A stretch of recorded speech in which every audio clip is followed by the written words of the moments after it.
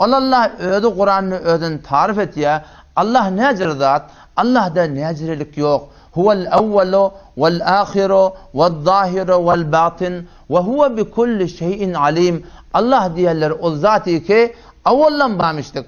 Onun iptidası yok. Vel ahiru Allah o zati ki ahiretçiliğin bozuk. Allah'ın intihatı yok. Ve zahiru hem yerde Allah'ın kudreti görünüptü. Vel batin yani Allah'ın ödü görünmeye. Allah şeyle burada göde görünmeyeceğini öde aydıptır. La tudrikul absar, gözler Allah'ını görebilmeye diye. Şurada tokta ne kadar gözlü adamlar var. O şu şehirde ne kadar gözlü adamlar var. O şu Ustane'de ne kadar gözlü adamlar var. O şu İran'da ne kadar gözlü adamlar var. O şu kullu dünyada ne kadar insanların gözleri var. O insanlardan başka ne kadar çerendeler var. Terendeler var, derendeler var. Nuri mahluklar var, onlara ferişte değil ya. Nari mahluklar var, onlara cin değil ya. Abi mahluklar var, o deryanın eteklerine. Haki mahluklar var, yerin aşağına. Hemme heyvanlar, gözlü heyvanlar. Böylelikle hemmeti der'eyni vahid, hemmeti bir anı vahid gözdeseler. Ki biz Allah'ını göreyli, Allah eylem ediptir. La tudrikul absar. Gözler Allah'ını görebilmeye. Ama ve huve yudrikul absar. Allah şol zati ki gözleri men görüyeniptir. Göze dursun tamamı gözler göz. Dünyanın içinde ne kadar gözler var. Allah men hemme gözleri görüyen. Göz dursun ya'lemu khainetel a'yun. Men gözün hıyanetini hem görüyeniptir. Nirek gözüye onu görüyor. Neme maksat bilen gözüye onu bilir. Ve huve alimun bizati sudur. Allah şeyle bir daha ki yürekte, kursakta neme batır olayatı. Neme niyet bilen görünmeliye. Neme niyet bilen geliptir. Neme niyet bilen otu.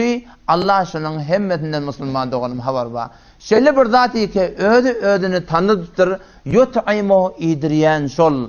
Ve la yut'amu emma Allah idirmeye. Ve la yut'amu Allah yenak. İdirip duran sol, getirip duran sol, batırıp duran sol, doğurup duran sol.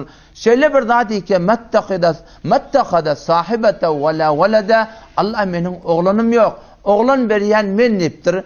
Ama Allah benim oğlanım yok diptir. Gıyid veriyen men niptir. Allah yönü benim gıydım yok diptir.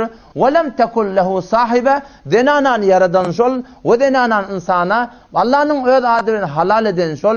Ama Allah'ın şeyle bir zat ki onun öz denanası yok. Allah şeyle bir zat ki ol Allah'a ne yaparım deyip olmaya. Öyle diptir. Ve la yuhitune bihi ilme.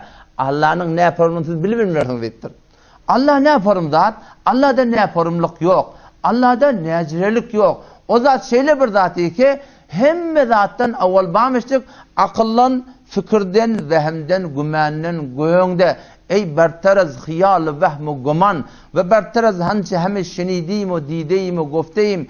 Defter be payan geçti, ömür tamam şud. Ma henüz der evveli vesfe tamam deyin.